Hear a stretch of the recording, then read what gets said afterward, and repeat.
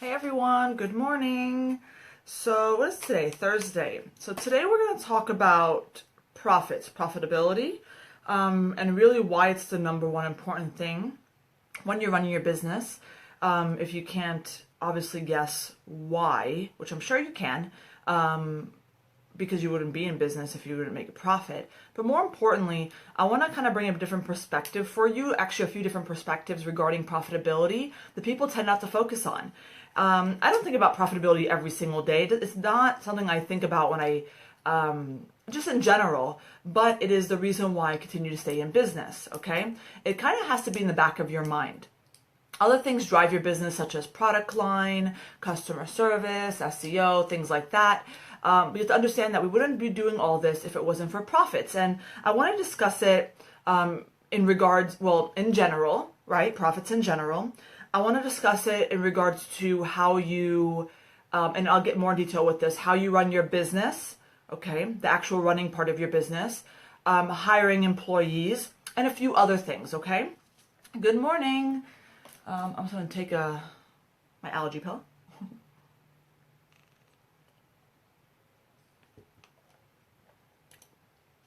Okie dokie. Good morning, everyone. So before we get started, a few different things I want to mention, just in case you forgot or missed it. Tomorrow's Facebook Live is going to have a guest speaker. If you did not hear, it is, his name is Joey. He's an attorney for creative entrepreneurs. He, deals a lot with forming LLCs, trademark, copyrights, and the sort. And so you can bet I have a lot of questions for him. Not because I want to help you guys, but also because I have a lot of questions. I'm an e-commerce business myself. So I'm bringing in some tough questions for him. And I recommend that if you have some questions or want to follow along with the Facebook Live, because you may have some follow-up questions to my questions. You may say, hey, that's a really good point. I have a question to ask. It's going to be a really great discussion. So you guys can bring your questions, your comments into tomorrow's Facebook Live. Good morning, everyone. And ask him. It's going to be really cool. I'm very excited because it's my first Facebook Live interviewing somebody. It's not like an interview, it's almost like a conversation, but certainly there will be some questions asked, and there'll definitely be some answers.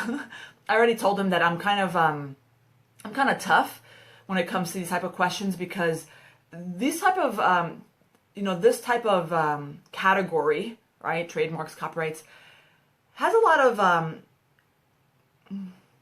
it brings up a negative feeling to people, because as you may know, sometimes people get shut down for copyright infringement or being blamed for copyright infringement and all of this stuff. So a lot of time we need to get to set the record straight. So again, just really excited to have him in tomorrow. Tomorrow morning, it'll be about this time, right? So don't miss it. He will be starting the Facebook Live, but I will send a Periscope alert tomorrow. So just make sure you join at this time, okay?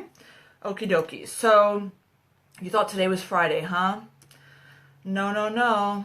I have a lot of work to do, so I'm glad today is not Friday. I have something that's due by the end of day Friday, so I need that little time in between. So again, today is profit talk, okay? Let's talk about profits in general before I get into a few different details. Well, profits in general, we know what profits is, right? So it is revenue minus expenses, right? And then there's your profits, what you actually take home in your pocket.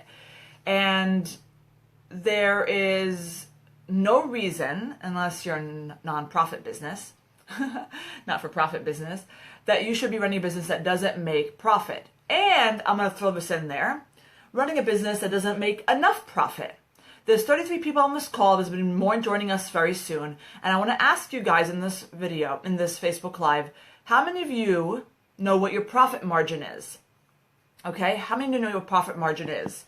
What is this? Okay. If you know, please tell me. Or you don't have to tell me. You can tell me yes, you know, if you don't want to share it. I'm like cleaning off my desk while I'm doing my Facebook Live. Hold on. All right. So I absolutely know what my profit margin is. It's important to know because well, you should be very aware of what things cost. Now, profit margin for your entire business as well as certain individual products, okay? Tanya says she was just thinking about this morning. Was it you were thinking about it because you rock at profit margins, or you're not really sure across the board what your profit margins are? Brittany says yes. Okay. I say yes. Pammy says yes. I'm sure a few of you do. If you don't, speak up. I'm not here to scold you. I'm here to help you. You know, and just to answer this question alone, just in case you're out there too scared to say, I don't know what my profit margins are, etc. I have, if you sign up for my email list on thehandmademastermind.com, my free resource library, I have a free pricing training. It's free. It includes an Excel worksheet. That's awesome. It's really simple, and it can help you determine what your profit margin is. So that's simple, right? Okay, so moving on, there should be no reason why you can't figure out your profit margin. The reason might be, if you don't know it, it's not because of lack of resources out there to tell you what it is, because you haven't sat down did the math, okay? For products, yes. Overall, no. Okay, I'll take that. It's one step. I don't know yet. I just need to rework my prices, but I'm not doing much profit. Otherwise, my prices were very high. We're definitely going to talk about it in just a second when it comes to products, when it comes to hiring people, and a few more other things and how it relates. Amanda says yes and no. It's hard because price of ingredients fluctuate. That is a little hard. So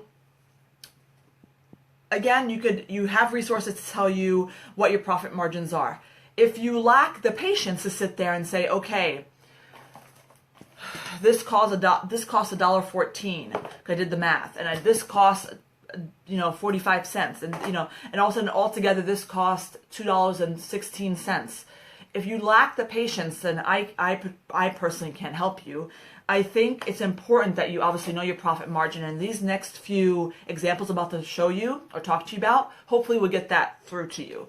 Unless you could tell me, people that are watching, is there a different reason why you don't know your profit margin? Is it because of lack of effort on your part? Is it because it's complicated? If it's complicated, what's so complicated about it?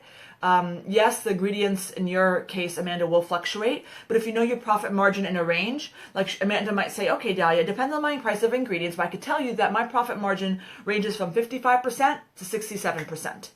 Boom. I'll take that, okay? Because obviously it fluctuates. You can't control that. Or can you? So let's talk about that. This is my first point. I saw in a group yesterday, not mine, that people were complaining about the direct checkout. Okay, there's probably a few different reasons I don't know about that people don't like the direct checkout. One of them being, in general, they want their money quick. They're used to PayPal giving to them quickly, and DC, direct checkout, does not. So that change in general, makes people feel uneasy. I understand. However, I find the complaint more often than not is, I need the funds to buy supplies for this order. What? I see this often, and I want somebody to speak up right now, okay? This is a group, especially in a Facebook Live, that encourages you to speak up, especially during a Facebook Live, because I need to use it as an example, but not in a bad way, but to understand more thoroughly and why this is happening. And if it does not apply to you, fine, no problem, just listen up. If it does and you want to stay quiet, fine. But there are people who wait for the order to come in, buy the supplies necessary. The supplies come in within a week or so, and then they fill the order and go, okay? So I think we all know the big issue of that. And if you don't know the issue because you're the person doing it, businesses cannot run that way. First, turnaround time will suck, okay? Turnaround time will absolutely suck. I spoke to somebody, actually I think she's on the call. I'm not sure if she said hi yet. But told me several weeks ago, actually about 3 weeks ago, that she had a problem. She had customers complaining about turnaround time. And I said, what's the turnaround time in your industry? She told me it was lower than hers. I said, let me explain. How come it takes you this long to make an item? She said it doesn't. She waits for supplies to come in. But here's the kicker. She actually makes a lot of money from this business already. So why are you, and so there's some people out there that do that. I had to scold her. I said, but because I'm your business mom. Not because I want to get you in trouble with me, but because I need to knock some sense into you. If you're running especially a successful business, relatively successful, if you have some money laying around, if you know you're going to sell, stock should be invested in. I'll tell you something. When I first started, I didn't know I was going to sell. right? I didn't know I was going to sell. I just first started. When I first started, I only sold art prints, okay, printed art prints, way back before it actually came a thing.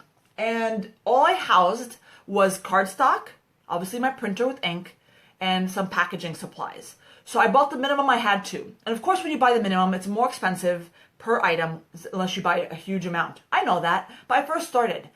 I did not wait until, and obviously paper products is a little bit easier, but I did not wait until the order came through to get the paper, to do this, to do that. No. If I'm not clear, let me make this clear.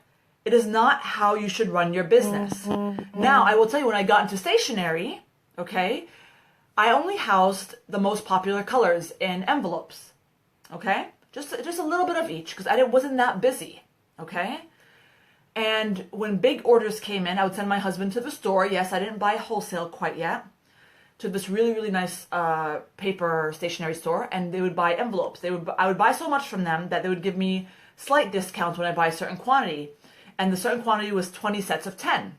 Eventually, I was buying way more than that. And eventually, I got a wholesale supplier. However, every time big orders came through, I would have to send him out to get it. And I did house some, but when a big order came through, I was unable to fill it. But I'll tell you that within the same day, I was able to fill the order because I was local for me. That I was lucky, okay? If you're out there and you're getting orders and then you're ordering supplies for it, why are you doing that? Why can't you house certain supplies, okay? If your business model has several different items that have many, many different supplies, also very bad. Also very bad. You will find only a few different materials in my office. You'll find paper. Don't forget packaging for a second. You'll find paper, you'll find envelopes, you'll find ink. Okay? I love that because I could expand without having to change a lot of my materials. When you're in jewelry and you're making different types of bracelets and whatever, hopefully you could use this one stone that you've purchased many of in several different pieces of your line. Okay? Think of it that way when you're creating product lines. So just in case you're like, Dahlia, I can't afford to house materials. I have 100 different materials. No. You should not. You should really build a collection around a few different materials and have different products with that. Okay? Yes, you should have supplies already for immediate orders. That is a scary way to run a business. It absolutely is, Renee. And Renee might say that, by the way, because she might have a steady flow of business, so that would be scary for me too. Literally, as I sit down here, look. See all those envelopes down there? See that? And there's more down this side. And there's more in my closet out there. And I probably have to reorder. I'm sure I'm running out at this point. Yeah, I could tell I'm running out. And this is running out, by the way, how much envelopes I house, as well as my linen closet is housed full of envelopes. That's scary for me. And actually, my husband mentioned yesterday, we only have 7 boxes of white, and that's running out, especially for the color white. Anyway, you guys get the point. It is scary, but for those of you who are not used to it, maybe it isn't scary, but I will tell you it's not a good way to run a business because remember we talked about profitability. Profitability, when buying, even if you don't want to buy a big wholesale amount to get a much more discount, it is still not a good way to run a business. When people tell me that they need the money to fill an order, if they just opened a few weeks ago, 2 months ago, okay, I'll let it go. But if you've been open for more than 4 or 5 months and you're still doing that, then what is the problem? Is it because you don't have enough money to invest in supplies? That's where profitability comes. And if you fall into that category, you need to look at your profitability. You need to look at your profit margins and see what's broken. If you are out there listening to this and you're like, yep, I get it, and you still look at your profit margins and see what's broken and you still don't want to raise your prices or lower your expenses, then you do know that you're not working for money, right? You do know that maybe not completely for free, but you're working for free. And it feels good when you see the sales, and it feels good when you see the results and views. But don't let that fool you. Okay, guys? Don't let, my 6,000 sales plus on Etsy alone fool you. Okay? Am I really profitable? That's the question. I am profitable. I don't care if the next person has 10,000 sales, which some of my competitors do, but they're much lower priced than me. Now, if you do the math, they're probably still making more money than me because they have much more sales. In their case, they're like a Walmart, right? Quantity. But I work less hard and I still make a really good profit. Okay? The more money I make, the more I'm stockpiling supplies. You know it, Maggie. Amanda says the same thing too. Like I said, there's only certain supplies I buy over and over again. And I have, could somebody knock on wood for me? I don't have a real piece of wood in this office. Everything's IKEA. But knock on wood, my business has grown tremendously last year. And I remembered I used to buy at a time 6,000 sheets of cardstock at a time every few months. And now it has increased. That's a lot of freaking paper. And I feel like we just bought, and if I look at my supplies, it's running out. And I'm like, oh my God, I have to buy soon, So, okay, no supplies will stress me out. So then, if you guys are here saying no supplies will stress you out, is it because just my group has a good head on their shoulders? Or are there people in this group right now listening saying, nope, I'm that person? I know there's people out there. You may be scared to say hi. That's fine. But just as long as you could take this video and start putting perspective, right, into your business and start realizing, hey, Dahlia's right. I'm not working for free. It feels good to see that. But when tax time comes around, and obviously it has, okay, and you start to see how hard you worked. In fact, I saw a post about this again several months ago in another group. She worked her butt off. And when she finished, got her taxes done, she told me, and I honestly forget exact the amounts, but she told us how much she profited. She was like, that's it? She was so upset. And I stood back and literally reading it on my phone. And I'm like, people just don't know. They don't know. They think it feels good to see all these sales. Don't be fooled, okay? Again, you could have 10,000 sales. I could have 6,000. Congratulations to both of us. I don't particularly care. And I'm not saying because I'm more profitable, I'm better than you. I'm not saying that. I'm just saying that don't let it fool you. Don't let it fool you for other businesses, okay? And don't let it fool you for yourself. Don't think because the sales are rolling in, it's a great thing, okay? So, scary as far as where's the cash flow, not just supplies. Oh, I missed that other comment. Yeah, sales does not necessarily equal money coming in. It's expensive to be successful. Maybe. You gotta spend money to make money, I guess, right, Angie? And there's a few different ways to look at what you said, but you can certainly bootstrap it in the beginning and slowly invest. I certainly didn't start out with buying all this supplies so I get a really good discount on my wholesale from my wholesale vendors. No.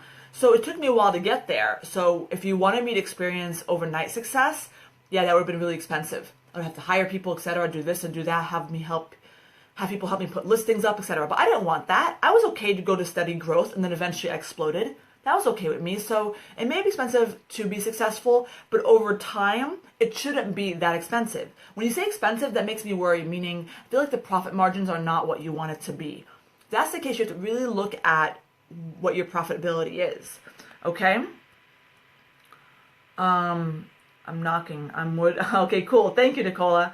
I buy in large bulks, so my profit margin is higher. Yes. So I mentioned this actually. By the way, I posted my .com, thehandmademastermind.com. If you click on, this is a really great segue into this. I said, hey, check out my blog. I have some new blog posts up. Perfect. If you check it out, the shipping supply was my most popular blog post. If you check that post out, it actually has, of course, the cheapest I found as far as supplies. And I invite people to comment in that, to comment in that blog post just in case you find something cheaper, okay? Great quality, but cheaper. However, down below in that blog post, the Ultimate Shipping Supply List, I have given you tips to find things for a better price, better wholesale price, etc. So, yes, of course, buying in bulk in general is better and will give you higher profit margin. For me, I used to have to purchase supplies every month way back in the day. Now it's every 3 to 4 months, and I'm probably going to reach around 5 to 6. It just feels better that way. I don't know. I don't like to reorder supplies that often. I don't like to see money go often from my pocket. I don't know. Okay? I have a pretty quick turnaround time, so need to have the stock. Otherwise, I have to overnight my stuff that eats up the profits. I carry supplies of my most popular items. Otherwise, I order when I get an order. I do custom embroidery. So I wonder, Karina, and thank you for speaking up, because, and that might work for you. That might not be a big deal because you might say, hey, I order, it comes to me in 1 business day, not a big deal. Okay, fine. Okay, fine. But I wonder if you were able to order it in bulk, would it be cheaper? That's number one. If you do custom embroidery, is it certain colors that eventually you use for other projects? The thing is, if you are like Karina and you need to order things on the spot when it happens, are these materials things that you can use throughout your business for other items? If so, then you can still house it, okay? Not have to worry about if a custom order comes in or not, etc. But if the custom order has specific colors people want, then I get that, and I hope you're charging for that, okay? My problem is some of the supplies being expensive, hence my profit being too small.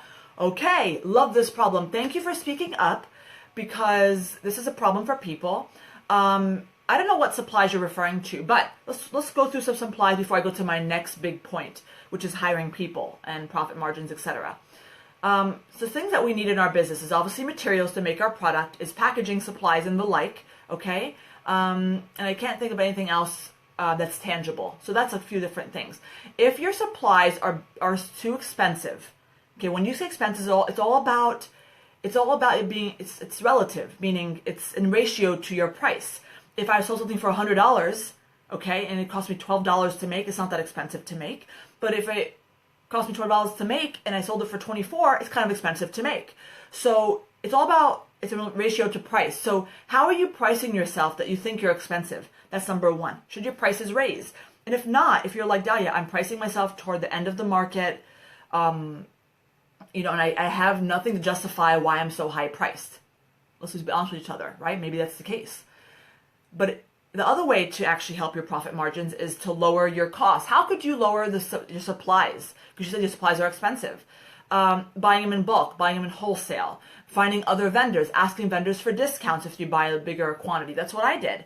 I usually, my white padded envelopes that I send my mail in, I called the vendor up and I talked about this in my blog post for shipping supplies. I called my vendor up and I said, hey, I usually buy this amount and this is a discount you guys give. Thank you. It's on Amazon. I put the links up in the blog post. I found a lot of them really well priced on Amazon.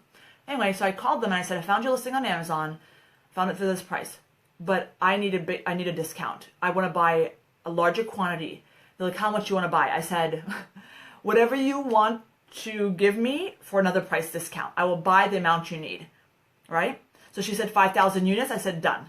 Now you might say 5,000 units. Are you going to ever finish that? Yes, I'm almost done. I bought it in October. So of course, holiday season passed and I don't mind. I mean, I have a garage to house some things in, so I get it. Maybe you guys don't have that much room. And there was like 25 boxes of these things. Nonetheless, I did it because I know I'm able to. So maybe you don't have to buy 5,000 units, but you could talk to your vendors. You could do a few different things. However, if you are still saying, Dad, it's a problem, I can't find it cheaper, et cetera, then I'm not sure if that's a viable business. I'm not sure if you should be in business for that, because if your profit margin is really low, and when I say low, guys, if your profit margin is below 50%, not including overhead and the like, okay, then you're in trouble because you're not including any selling fees, anything else that you're doing. Maybe you're using Etsy promoted listings, maybe you're doing this, maybe you're paying yourself. You're not including everything else. You're just including materials and that cost. So you're probably in big trouble and you don't know it. I'm interested to see what you guys sell if you guys say that your supplies are expensive. Because yes, if you go to Hobby Lobby, supplies will be expensive. But if you go somewhere else, they probably won't be. So I hope I made that point very clear. Hold on. Okay.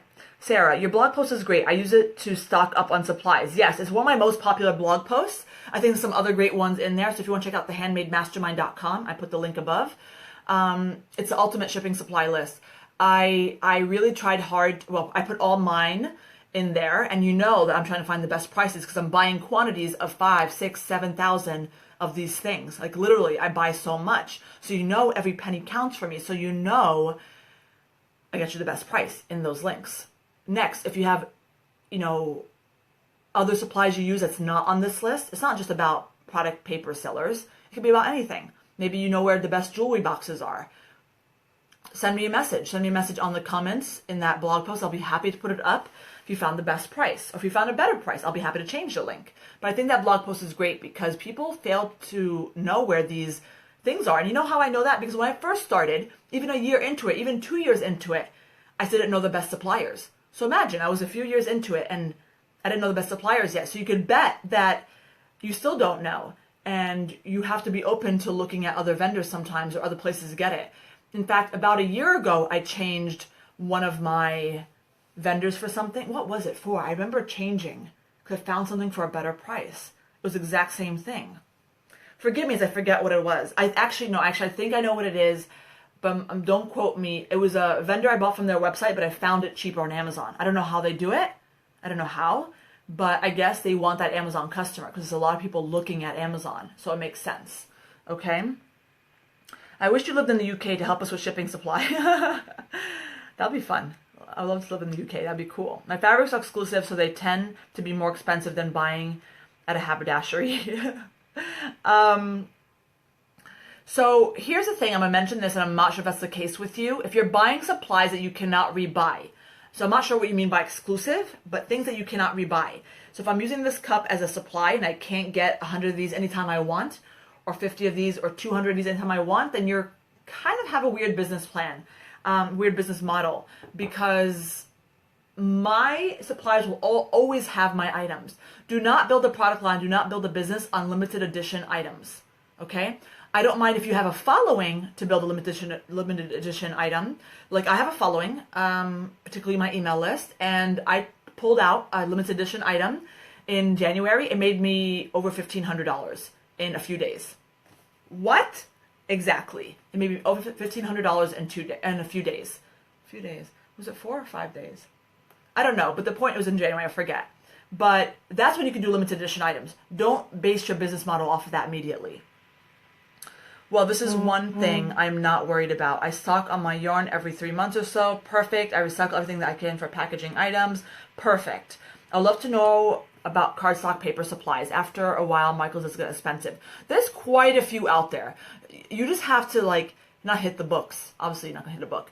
Hit the internet hard because there are plenty of suppliers out there. There's different ones for different types of needs. Okay? So let's...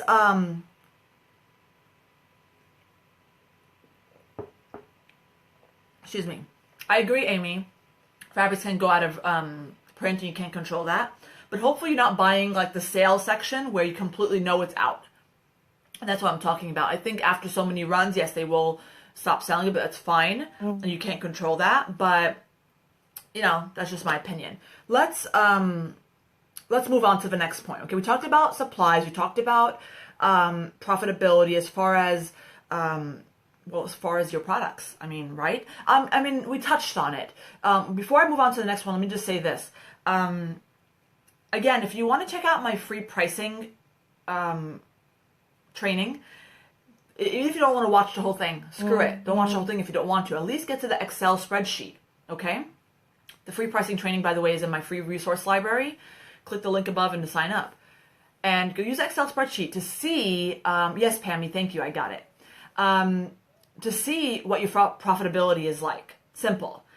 Now, as far as your product's concerned. Now, I will tell you in the webinar, in the training, the free training, I talk about ways to lower your expenses and ways that you can actually higher your prices. So even though the webinar, the training, whatever you want to call it, is for free, it's certainly valuable. Take a look at it if you're really struggling with this point. However, based on responses, I feel like most people maybe are not struggling at this point. That's cool. Keep it on the top of your mind, okay? For those of you who are struggling in some way or another, please take a look at that pricing training. Let's move on. Let's talk about hiring people. Affording to pay yourself more, affording to hire on your husband, affording to hire some summer help, whatever. Now, if you're out there saying, I'm nowhere near hiring somebody, Dahlia, that's cool. Just listen up, because maybe one day in the future, you may find the need. You may obviously forget this Facebook Live, but still keep it on your mind. Heck, I think a few years ago, I would never have thought I would have hired my husband. I think you guys know that. A lot of things we are surprised in our business that we are accomplishing today compared to a year or so ago. And of course, I never thought I would hire an assistant. And then after my other one moved, I never thought I would hire another one. It just, things keep coming up. I'll tell you guys, I'm so glad I did hire another assistant. It was an amazing thing. And somebody actually recently posted in the group, hey, I'm drowning in orders. What do I do? First of all, good problem to have, right? Good problem to have.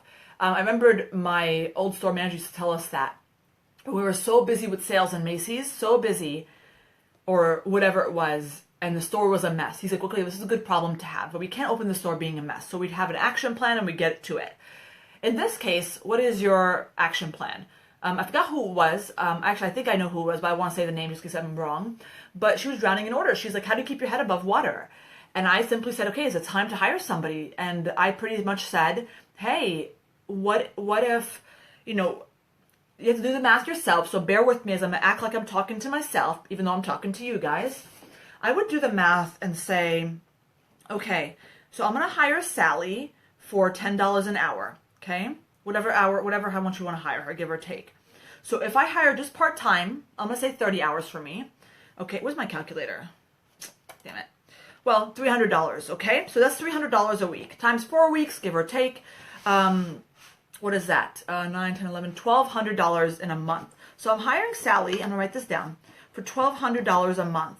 Okay, so Sally, you have to think about it. Remember, you have to do this for yourself. Sally, in an hour, can probably create this many products for me. If you want her to create products for you, if you want her to fill orders. How much do you create in an hour? For me, well, I haven't printed in a long time, but when I used to print, I mean, on an average day, when there's some issues, some not issues, etc., I print probably like, well, let's just lowball it for a second, 10 orders an hour. Now, of course, when your Sally first starts, she's not going to immediately be that quick. But just so you know, you're going to work her up there. You're going to work her toward that goal. So she could do 10 orders an hour. If she's working 30 hours a week, okay, that's 120 hours a month, okay? And she's doing 10 products an hour. She's doing 1,200 products a month. And if your average order has 2 products, okay, that is, what is that? 600 orders a month. Do you have 600 orders a month? Do you have a little bit less than that? Imagine you say, okay, I get it. That could help me. And in the 600 orders, how much are you making? What is your profit margin? That's where it comes in, guys. What's your profit margin on that 600 orders, that 1,200 units you sold?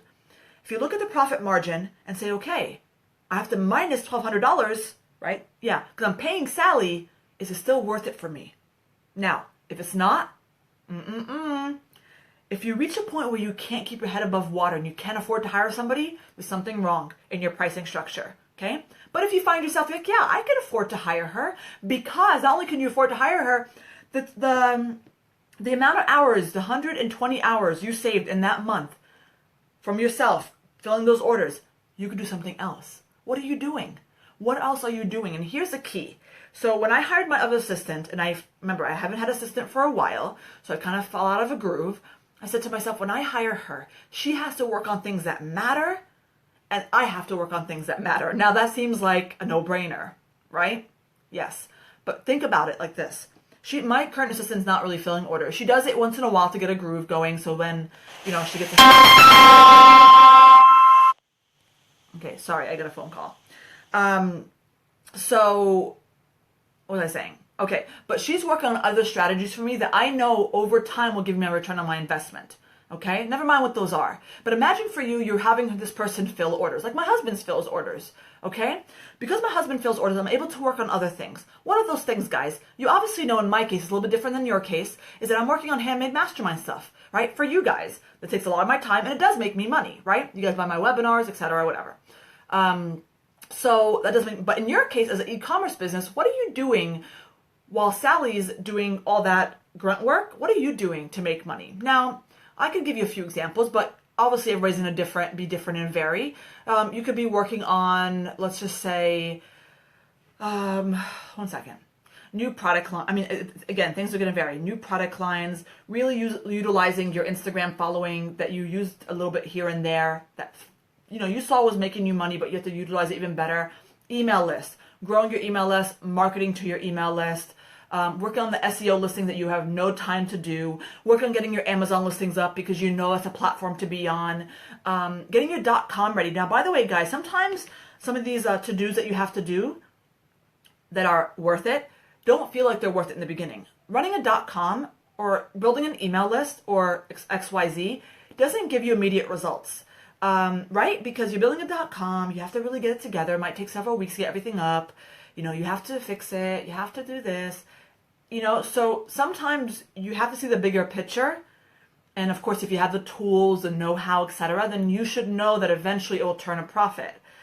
I know for my stuff that I'm working on isn't a turn a profit. I'm working on some strategies now that are proving right at this moment not to give me any money, but I know in the future it will. I know it will. And that's what I'm utilizing my time. My assistant's taking care of the other stuff that I don't want to do, the things that I could teach her to do. Okay, I'm teaching her how to do Photoshop. I'm teaching her how to do all these other things. Okay? And I'm working on the other things that will make me money. Okay? Okay, so I just talked a lot and I'm gonna breathe. So I recommend doing that math I said in the beginning regarding if you want to hire somebody, and then really, really nail down. When I say nail down, I mean get a goal sheet out, okay? Get a to-do list out. Get a piece of paper out. Get your daughter's crayons and cardstock. I don't care. And write down what the assistant will be working on. That's taking off your workload. And what you'll be working on. And that's the key. I hope you're going to be working on some important things because you're paying somebody to give you time. Okay? So let me read some comments and I'll continue.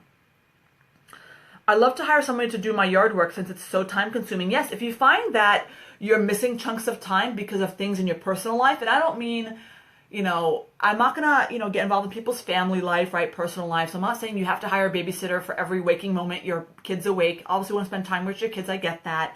But you decide what's right for you. You could still hire a babysitter for a few hours here and there. But for Sarah, she's like, I'd love to hire somebody to do my yard work. Depending, again, do the cost analysis. Say, okay, yard work, for me, example, in my area, will be $25 for back and front, okay? And my husband cuts it, so whatever. Let him continue doing it. But just in case, I found that it takes me 4 hours, because, it might take me a long time to do it. For $25, I could probably do some really great work that would give me much more in my return. So I'd probably hire somebody. You have to do the math, the cost analysis. Now, many of you may remember, before I continue reading the comments, a long, long time ago, I used to have a maid. I used to have a maid way back when my husband worked in oil and gas industry. He got laid off. We got scared. We're like, whoa, you got laid off. So we let go of our maid. Now, of course, my business has grown tremendously since then. Can I afford to hire her? Sure. Here's why I still don't. Well, I'm going to say this, and this is my personal opinion. Okay? It's my personal opinion. There are some things I do enjoy with cleaning a house. For one of the things that gets me moving, right? Because otherwise, I'm not going to work on a Saturday, right? Because I usually clean my house on a Saturday. So if it saves me time, I'm not going to work on a Saturday. I'm going to spend time with my family, but I'm already spending time with them cleaning. I give the kids chores to do. We follow up with each other. We do races. We do all this stuff. So for me, I don't mind it so much. Okay? I might even hire her back to do the once in a month deep cleaning, But anyway, so I hired my daughter yesterday. Cool. Hi, Melissa. I feel like I haven't seen you in a while. Where have you been? Probably busy. For the summer and part-time after school until school is out. Never thought it, but I knew I needed the help. Sometimes it's hard to admit you need the help. Sometimes it's hard to realize that people can actually do your job. They can. I've learned so much with the 3 people that I've hired. So it's definitely possible. Sarah, I did. I'm also looking into hiring somebody during the holiday season to clean house.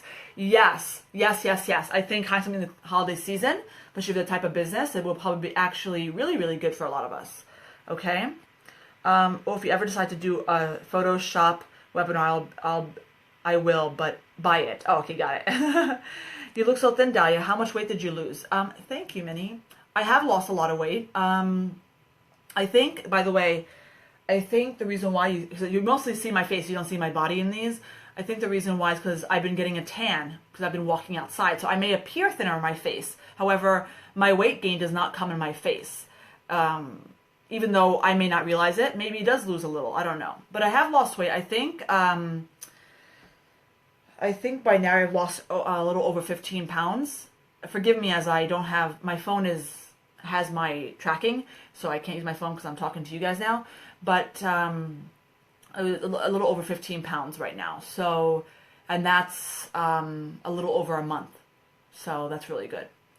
what do you do paperwork-wise when hiring someone, taxes and such? So depending on the type of business that you are, I can't speak for everybody. I'm an S Corp, so I actually have to hire somebody as an employee, meaning they get W-2s at the end of the year, those type of things. They actually get a check, from Modern Pink Paper and the like. So I will say that, how do I say this? It will vary. So you will have to talk to your accountant, or your person that handles, business stuff. I've got the word. So, because I can't advise you on that, as it will vary, and the type of work that you're giving them. So, thank you, Minnie. I appreciate it. So, anyway, I talked about profitability when it comes to products and such. And I talked about profitability when it came to hiring people, okay? But the last one, which is a no-brainer, okay, and I kind of slightly touched on it, was profitability as a whole when it comes to what's going in your pocket. We're sole entrepreneurs, meaning, when my husband work with me, we all know the money's coming back in my pocket and his pocket, but we know I'm the shareholder in the company. When you're working for Macy's, we don't know where the money's going. Ow, I just think I just scratched my head. Oh, that hurt. Okay. So the point is it's really important to know how much money you're bringing in your pocket and making sure everything's worth it. And you guys know how much I made last year, and that's cool, but you guys don't know how much my profit was. I don't share profit margins with you because I think that's a little too deep. It's like telling you my social security number, I feel. It's too deep. But I will tell you that I'm very, very happy with my profit margin. It's a really good one. And I want the same for all of you, because we all work really hard, and I want to make sure that at the end of the year, you're not like that person I saw that really felt like, what the hell did I do all this for? And I don't remember the numbers, to be honest. And let's just say it was, she sold 20 grand worth of stuff in the year, revenue, and she's only made $4,000. And, 1,000 of it has to go to the IRS, for example. I do have a hefty fee that goes to the IRS. I will tell you that. So remember, compared to the year before last, I more than doubled my revenue. That's awesome. And the amount I owed the IRS, it was owed. It's not like it's, I have a decent profit margin, so I obviously could afford to give it away, but I didn't want to. It was a lot of money, guys. It was a lot of money. But I understand that I'm making this money that's not being taxed yet. It's part of running a business. When I used to work for Macy's, I would get my W-2, right? My checks every time, and you would see the deductions go out. And I used to always get, I used to always get a refund, which was very nice. I haven't had a refund in a few years, guys, and it sucks.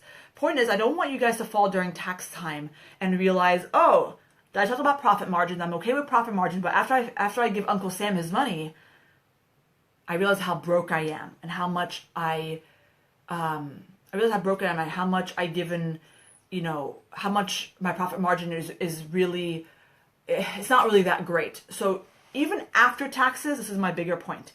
How much are you profiting?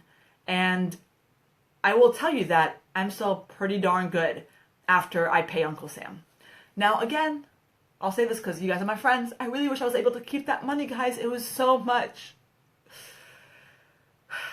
And, I try my best to give all the tax deductions I can. I don't have that many. I mean, at the end of the day, it's just what it is. I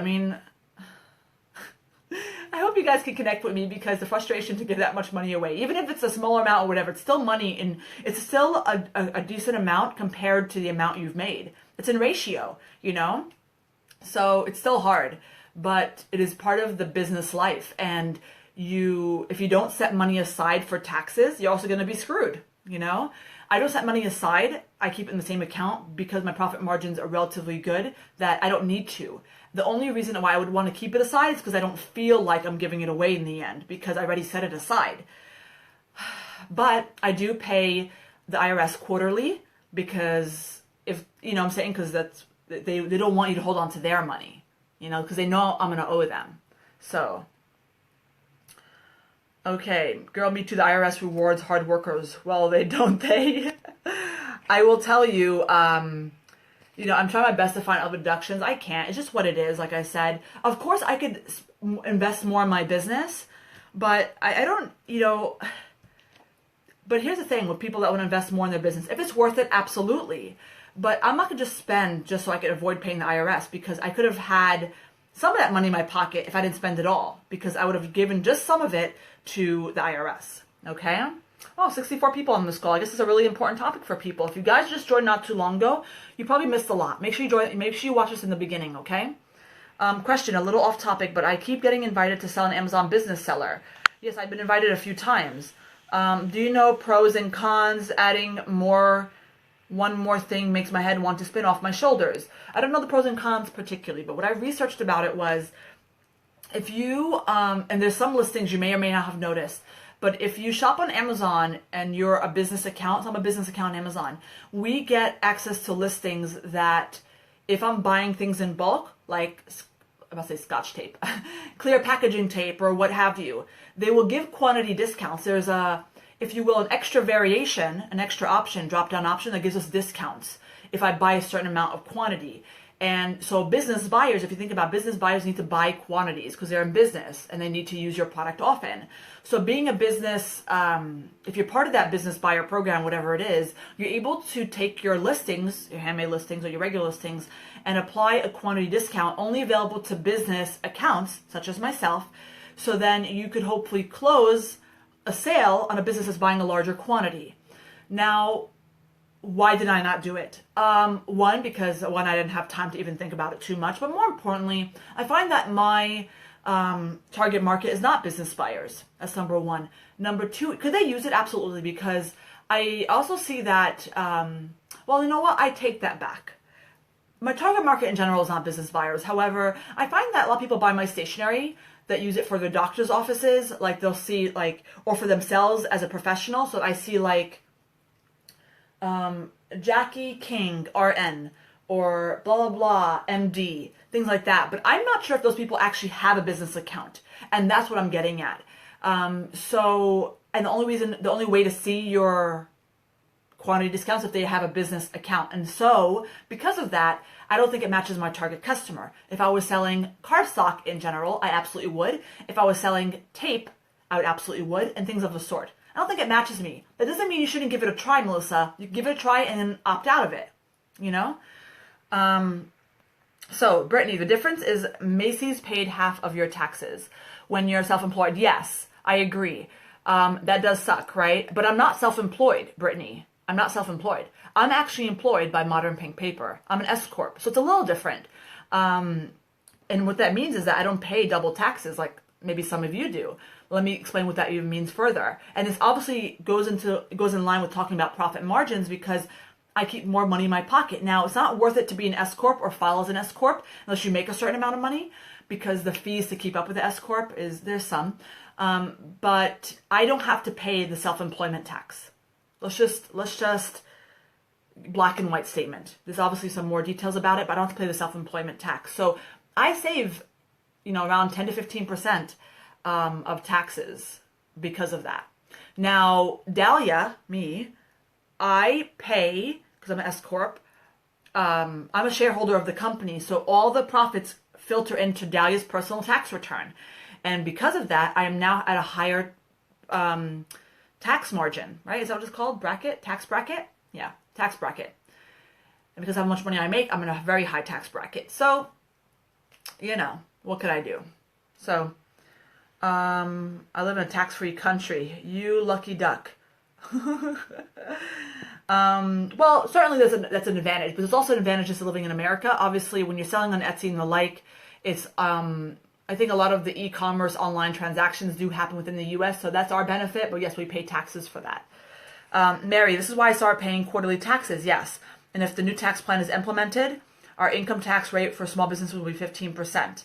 Yeah, we have to see what happens with that new tax plan, but for me, it's going to be odd because, again, my business does not pay taxes. Dahlia Abdullah pays taxes on the profits because she was a shareholder of the company. Regardless if the company gives her disbursements, I pay it. So I'm more concerned about personal tax rates and how they go up or down. And I'm not sure if I based on information I know that this change, if it goes through, is going to help me. We'll see. I haven't done too much research yet. Yeah, self-employment tax is a killer. This was my first year I owed taxes. I didn't anticipate doing it as well as I did. It's always a good problem. So now I owe them a monthly payment, and I'm trying to put aside money for this year's taxes. Yes, I agree. I paid my quarterly in April, actually, a couple weeks ago. And it was sad to write the check, but my husband's like, you write it now, you're going to write it later in a bigger amount. And I'm like, okay, you know. And my business is growing this year even more, so I know I'm going to owe them even more next year. It's like a never-ending thing. Not that I want to make less, I'm just saying, okay?